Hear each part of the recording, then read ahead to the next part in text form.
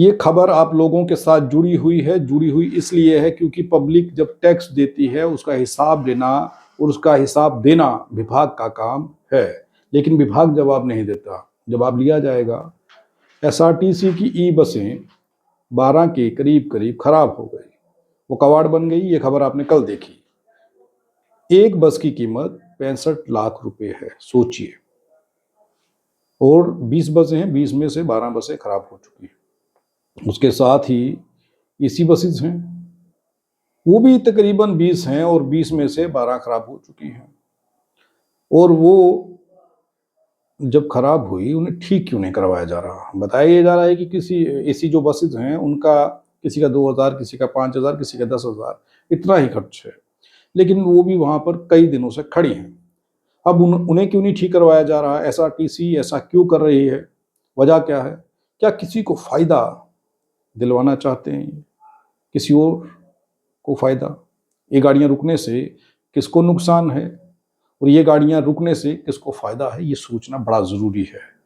बहरहाल ये सब कुछ कैसे हो रहा है, ये बसें कब आई और कब खराब हुई और इनके खराब होने की वजह क्या हो सकती है और इन्हें ठीक नहीं करवाने की वजह क्या हो सकती है, इसके बारे में जानकारी आप लोगों तक पहुंचाना बहुत ज़रूरी है। कल विभाग के एक सीनियर अधिकारी से मिले, उससे पूछा, उसने कहा कि 2 करोड़ रुपया खर्च आएगा ई बस को ठीक करवाने के लिए जो 12 बसें खराब हुई हैं। उसका जो कंप्रेशर है वो 5 से 6 लाख का है। अगर वो हम खरीदते हैं तो कुल मिलाकर के 2 करोड़ रुपया खर्च पड़ रहा है इन बसों को ठीक करवाने का, जो भी छोटा मोटा और खर्च होगा।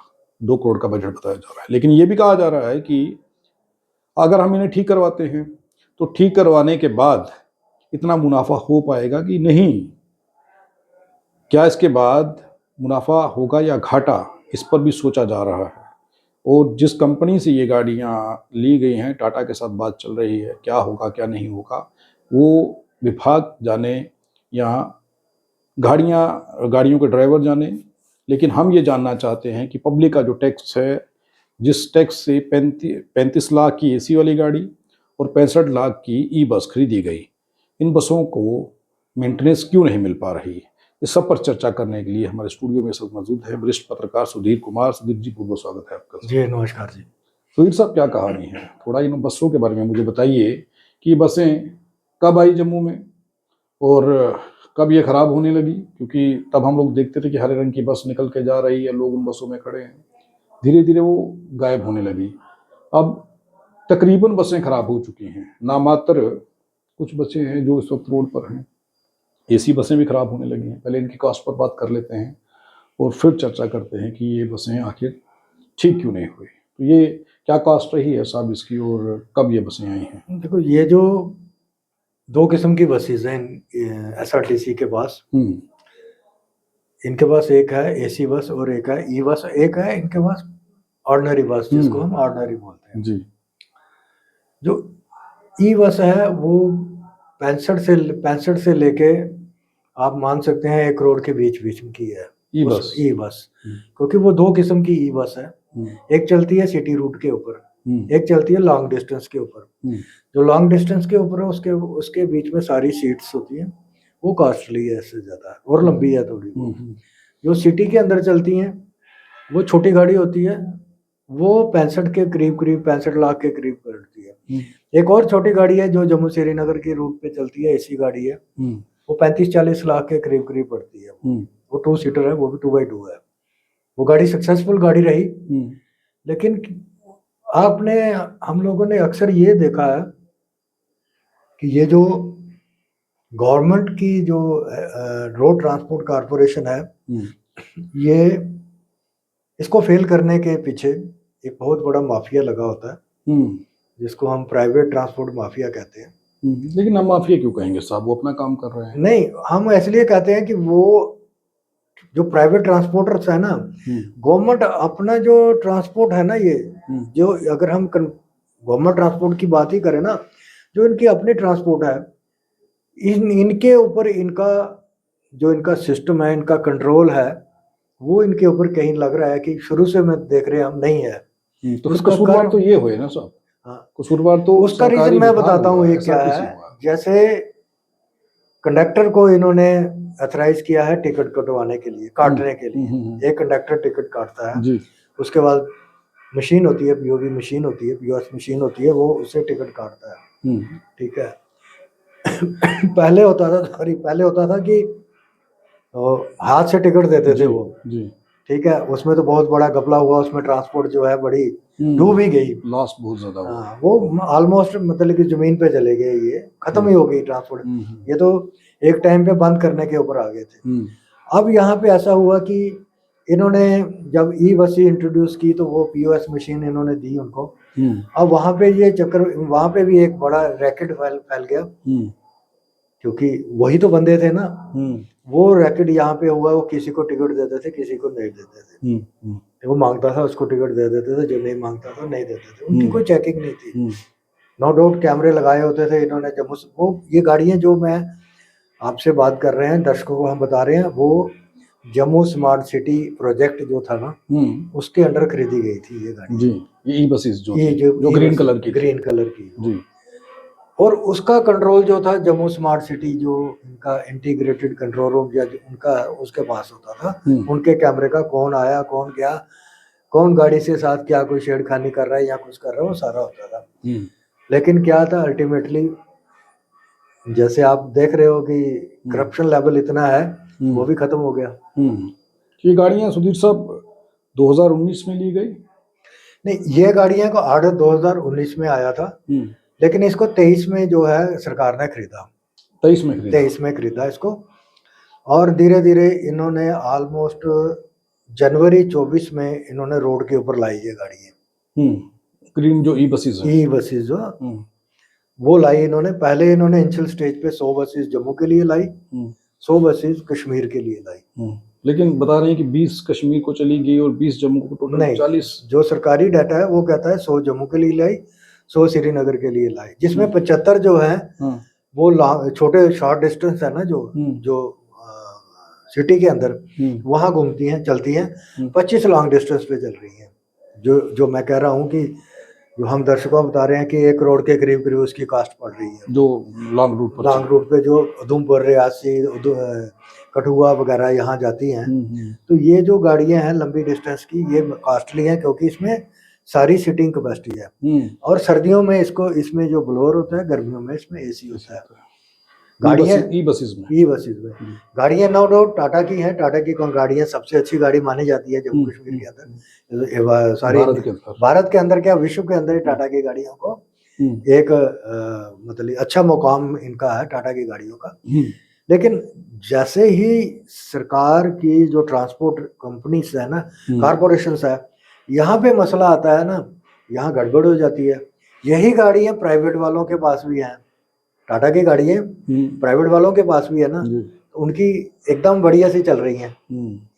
वही गाड़ियां गवर्नमेंट के पास हैं, वो 1.5 साल 2 साल के अंदर वो मलबाई पर ट्रांसफर हो गई। नहीं, लेकिन सुधीर साहब, कल मेरी जिस सीनियर ऑफिसर से बात हुई, उनका ये कहना था कि ये जो कंप्रेशर की प्रॉब्लम आई, ये पूरे इंडिया में जहां जहां पर भी ये बसें ली गई, ई बसेस, सब में प्रॉब्लम आई। नहीं देखो, अब ये एक्सक्यूज वो दे रहे हैं तो हम उनको, क्योंकि ऑफिशियल वर्जन है उनका, वो हम उनको मानते हैं।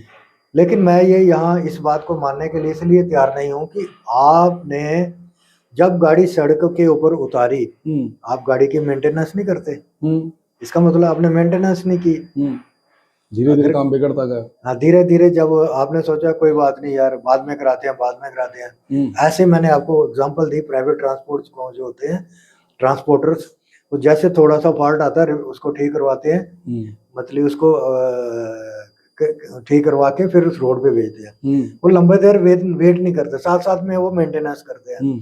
सरकार का ये चक्कर होता है कि पहले फाइलों में इन्होंने लेना है, फिर जीएम के पास जाएगा, फिर मैनेजर जीएम के पास, एमडी के पास, फिर जाएगा कमिश्नर सेक्रेटरी के पास, अप्रूवल होके वहां से आएगा, तो वो पैसा वहां पे खर्च करने का वो हुक्म होगा। ऐसा नहीं होना चाहिए।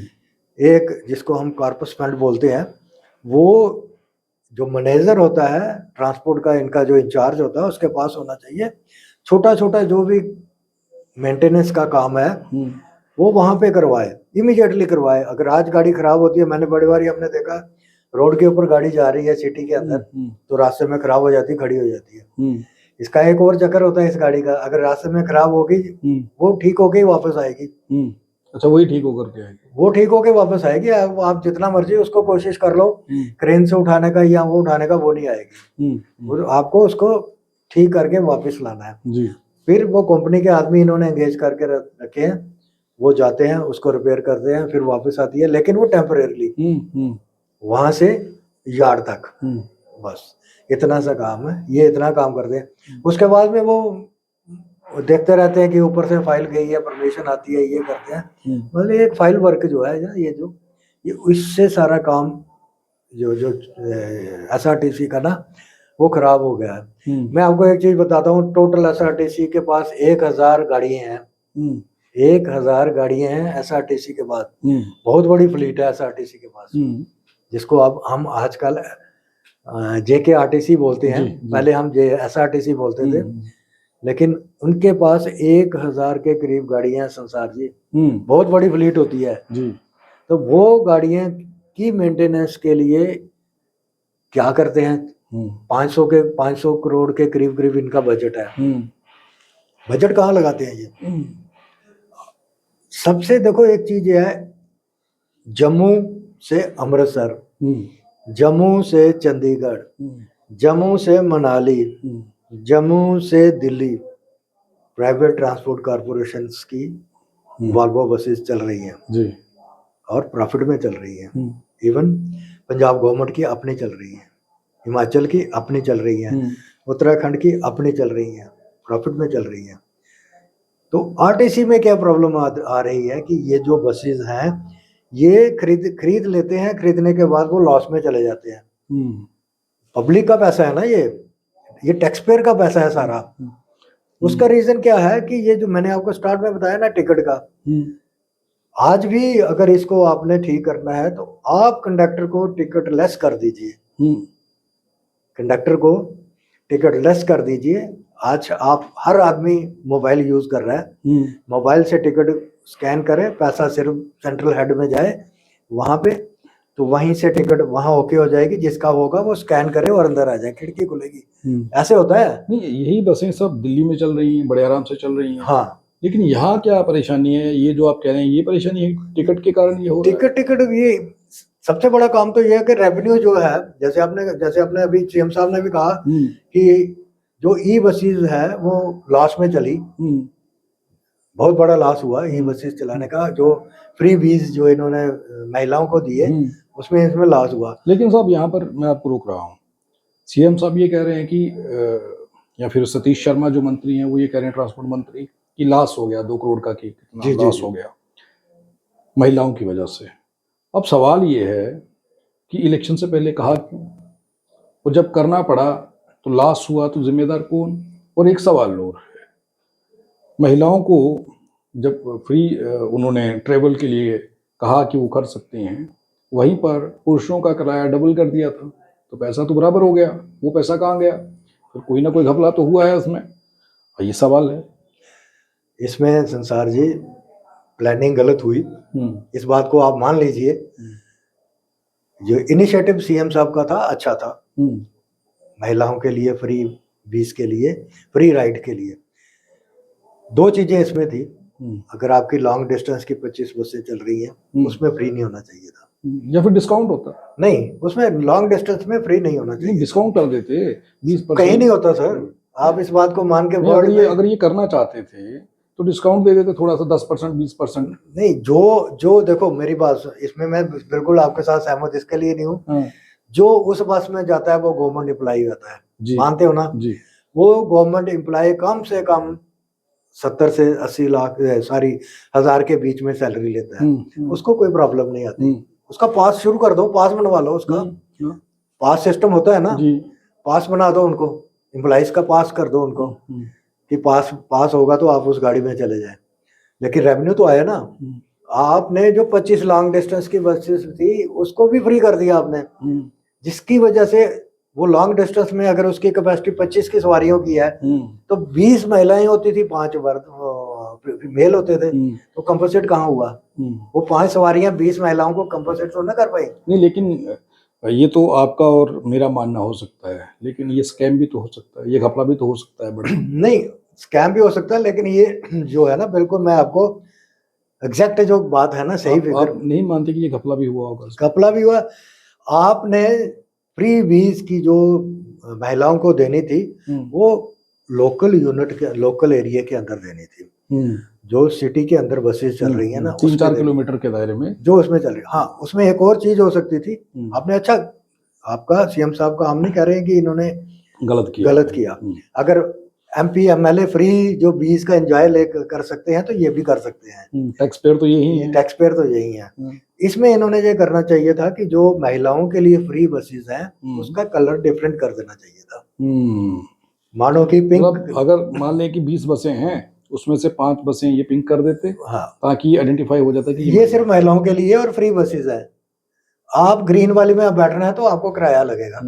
वो बैलेंस हो सकता था। वो आपको 15 पैसे ऐसा ही होता है। 15 बसें आपको रेवेन्यू दे रही हैं, हाँ, और 5 एडजस्ट हो सकती थी। वो संसार जी ऐसे ही होता है। आप चंडीगढ़ में चले जाओगे, कहीं भी चले जाओगे, वो ऐसा ही होता है। तो फिर सीएम साहब ये क्यों नहीं समझ पाए कि ऐसा कर देना चाहिए? वो मैंने बोला कि देखो, सीएम साहब अक्सर कहते हैं इलेक्शन का दौर था, इलेक्शन का दौर था, वो अक्सर ये चीजें कहते हैं कि जो बात जब से ये स्टेटहुड हमारा छीना गया है ना, तो जो बात मैं कहता हूँ वो ब्यूरोक्रेट नहीं मानते। तो जो ब्यूरोक्रेट है वो अपनी बात करते हैं। तो पहले ये होता था कि ब्यूरोक्रेट आगे से सवाल नहीं करता था, अब ब्यूरोक्रेट आगे से सवाल करता है। ये भी एक रीजन वो तो मैंने देखा कि डिप्टी सीएम कितने निराश और हताश नजर आए। उन्होंने कहा कि मैं यहाँ पर कोई केएस ऑफिसर नहीं है, डीसी यहाँ नहीं है, वो कोई आया नहीं। इतने हताश और परेशान है मेरे ख्याल से। तो चले, ये मुद्दे से भटक जाएंगे। अब मुझे ये बताइए कि एसी बसें जो खराब हुई हैं, 12 के लगभग बताए जा रहे हैं, 20 टोटल बताई जा रही हैं, उसमें से जो बसें खराब हैं, तकरीबन किसी का 2000, किसी का 5000, 10,000 खर्च है, वो भी ठीक नहीं की जा रही हैं। तो अब क्या ये भी खड़े खड़े ई बस की तरह ऐसी हो जाए? मैंने आपको एक ही चीज कहा कि जैसे इनका जो ऑपरेशन मैनेजर पोस्ट होती है जी, मैनेजर ऑपरेशन होता है, उसके पास एक कॉर्पस फंड होना चाहिए, जिसके 2-2, 3-3, 4-4 हजार जिसके ऊपर खर्च करके गाड़ी मेंटेनेंस हो सकती है, रोड पे वापस आ सकती है, उसको करवा लेनी चाहिए। उसके लिए आपको फाइल वर्क कितना लंबा चौड़ा नहीं रखना चाहिए, उसी को एम्पावर कर देना चाहिए, उसी को डीडीओ बना देना चाहिए कि आप के पास 1 लाख रुपया खर्च करने की पावर है। आपने एम्पावर करना ना उसको, फाइनेंशियल एम्पावर करना मैनेजर ऑपरेशन को। आप उसको एम्पावर कर दो कि उसका जिम्मेवारी लगा दो कि आपका काम है कि किसी गाड़ी में 2000, 3000, 4000, 5000 लगना है, वो आप लगा के उस गाड़ी को रोड पे ले आओ। और किसी जो कंपनी है, इनके पास अपने वर्कशॉप है, आरटीसी की मानते हो ना इस चीज के, इनके पास अपने मैकेनिक हैं इनके पास। और जो ई बसेस हैं वो टाटा के अपने लोग भी हैं इनके पास, अभी डेपुटेशन के ऊपर डिप्यूट किए हुए उन्होंने। तो ये मिलजुल के ये आराम से सारा जो मैस है ना, ये आराम से निकल सकता है। आपकी मंशा साफ होनी चाहिए कि आप करने क्या जा रहे हो। और ये जो ड्यूल पावर सिस्टम की वजह से ये सारा आपने देखा कि 1.5-2 साल में कितना नुकसान हुआ हमें, स्मार्ट सिटी के अंदर कितना नुकसान हुआ 1.5-2 साल के, इसकी अकाउंटेबिलिटी किसकी है? लेकिन सतीश शर्मा साहब क्या कर रहे हैं, ट्रांसपोर्ट मंत्री, उनका भी तो कुछ जिम्मेदारी है, दायित्व है, सिर्फ भाषण से काम चल जाएगा? देखो, सतीश शर्मा सारी बातें उमर साहब पर भी डालना ठीक नहीं है, सतीश शर्मा से भी कोई सवाल जवाब। सर जी देखो, सतीश शर्मा जी एक, मैं जानता हूं उनके वालिद साहब को।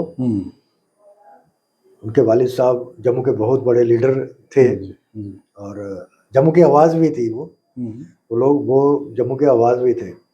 अब यहाँ पे मैंने आपको एक ही चीज़ बताई, अगर जैसे आपने शुरू में कहा कि हम थोड़ा सा भटकेंगे ना, सतीश शर्मा साहब मंत्री ज़रूर हैं, पर वो अगर किसी आईएएस अफसर को ट्रांसफ़र करना चाहे ना, उनके पास जो विभाग है ना, उस विभाग को विभाग के अंदर ऑफिसर को ट्रांसफ़र करना चाहे ना, अपना कोई लाना चाहे कि ये मेरे को, ये आदमी जो है ये ज़्यादा परफेक्ट आदमी है, वो नहीं ला सकते। मतलब ये कह सकते हैं, अंत में ये कहूँगा कि सीएम, डिप्टी सीएम और मंत्री सिर्फ फोटो खिंचवा सकते हैं, उसके अलावा आप कुछ नहीं कर सकते।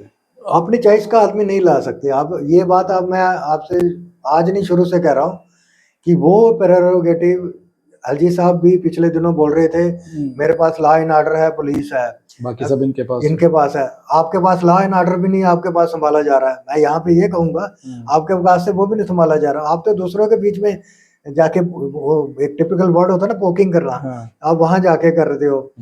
फाइल तो अल्टीमेटली जैसे केस ऑफिसर की ट्रांसफर होती है, जीएडी फाइल भेजता किसके पास? गवर्नर के पास। वहां से बैठ होके आती है, फिर ऑर्डर इशू होता है। संसार जी, ये लोगों में वहम है कि एलजी के पास कुछ नहीं है, एलजी के सीएम। इस सब का जिम्मेदार आप किसे ठहरा रहे हैं? एलजी साहब को। ये ड्यूल पावर सिस्टम है, हम लोग हैं खुद इसके। ना एलजी साहब है, ना उमर साहब है, ना मतलब अगर बढ़िया से सरकार चुन लेते, वोट कास्ट करते मेजॉरिटी में, यहाँ पर भी आप कह रहे हैं कि नेशनल कॉन्फ्रेंस या कांग्रेस के लोग होते, तो फिर सर मैं इसीलिए संसार जी आपको कह रहा हूँ, हम जिम्मेवार इसलिए हैं।